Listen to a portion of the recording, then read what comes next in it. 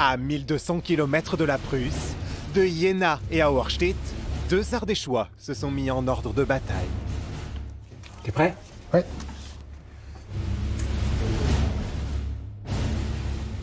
Rencontrés sur un forum en 2006, les 2 amis se retrouvent chaque semaine autour d'un jeu de société historique, avant de lancer le leur il y a 6 ans, Napoléon 1806, ou l'art de la guerre impériale.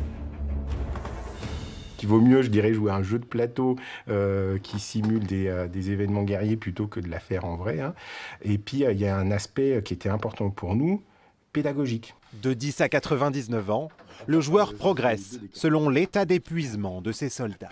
1, 2, 3, 4, ça fait 2 fatigues. Moins 1 avec Napo, ça fait donc une fatigue. L'un des éléments qu'on voulait vraiment modéliser dans le jeu, c'est le fait que plus on va solliciter ses troupes, soit pour faire des marches forcées, soit pour manœuvrer, soit pour faire des combats, moins elles vont être efficaces. Donc en fait, on modélise grâce à ce système de fatigue-là qui est représenté par ces petits cylindres orange et qui permet en fait, à un moment, une fois quand ces troupes elles sont trop fatiguées, on est obligé de les reposer.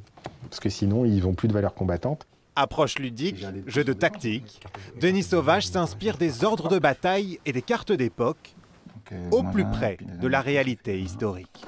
Je prends une fatigue.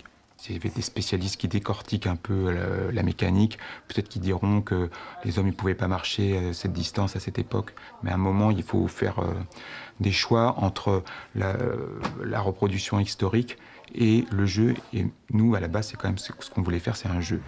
L'épopée napoléonienne, un marché porteur. Depuis la sortie de la première boîte, la gamme s'est élargie avec les victoires de 1807 et la débâcle de Waterloo en 1815. Autant de scénarios stratégiques qui séduisent jusqu'aux formateurs des Marines américains. Finalement, vous êtes un peu comme Napoléon, vous envahissez le monde entier. Oui, enfin, nous on envahit de façon pacifique, on va dire. Japon, Espagne, Brésil, leur passe-temps s'exporte sur les 5 continents et fait toujours le succès de leur entreprise. Les manœuvres napoléoniennes, d'autres les reproduisent sur le champ de bataille, là où combattent jeunes bleus et hauts gradés. À la fin de la décennie 1800, un dignitaire lyonnais s'illustre en Catalogne en pleine guerre d'Espagne. Louis-Gabriel Suchet, Napoléon l'élève à la dignité de maréchal de France le 8 juillet 1811. Aujourd'hui, ces passionnés font revivre l'histoire militaire locale. 6 fois par an, ils reprennent les mêmes habitudes. Il y avait du monde, danser le quadrille, on avait du beau du Sahara. Et revêtent le même attirail. 90 boutons pour ce cavalier du 4e régiment de hussards, passé par Lyon. Ce collectionneur a pris les armes il y a une vingtaine d'années. J'ai commencé à lire pas mal, et puis voilà, à m'intéresser à l'uniformologie, l'armement, et puis l'histoire, quoi. Pour nous, c'est le pire des affronts. Oh, ben vous êtes bien déguisés.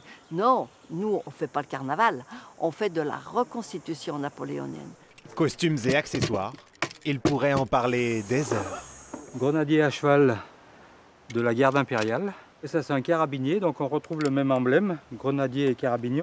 Donc ça, c'est un officier supérieur, des chasseurs à cheval. À l'époque, quand ils ont fait les costumes, il y avait l'embargo sur les laines, sur le bleu.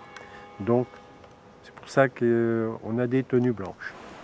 Uniforme et marche cadencée. Les anecdotes sont légion. Beaucoup de soldats ne savaient même pas où étaient la gauche et la droite. Et c'est pour ça que pour leur apprendre à marcher au pas, on mettait du foin dans une chaussure et de la paille dans l'autre.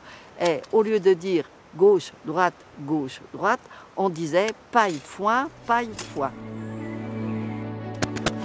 On profite de l'occasion pour se rajeunir un peu, quoi. Des jeunes justement que ces retraités espèrent enrôler pour assurer la relève de la Grande Armée.